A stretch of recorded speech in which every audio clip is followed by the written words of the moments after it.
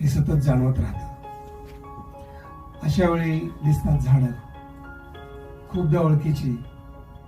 खूपदा ओळखीची नसून देखील आपुलकी दाखवणारी, मायेची सावली देणारी.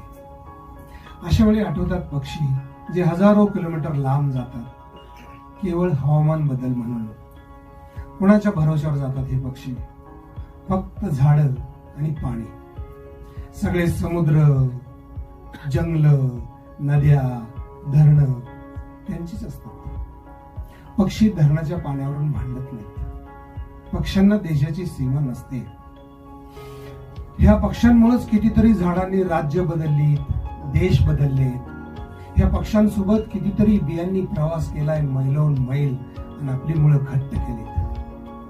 पक्ष्यांना म्हातार झालेलं पाहिलं कोणी? खरंच मला वाटतं, माणसालाही कायम तरुण राहायचं असेल, आकाशाला गवसणी घालायची असेल, तर पक्ष्यासारखं जगता आलं पाहिजे, झाडासारखं जगाकडं मायेनं बघता आलं पाहिजे. नाहीतर आपण माणसं प्रॉपर्टी नावावर असते, जमीन नावावर असते, म्हणजे खरं तर कागदावर नाव असतात. पिढ्या वाढत जातात, सात बाऱ्यावर नावं चढत जातात. आपण ठरवायचं धूळ खात पडून राहायचं कागदाच्या पानावर, का सावली देणारं झाड व्हायचं गावच्या मालरानावर.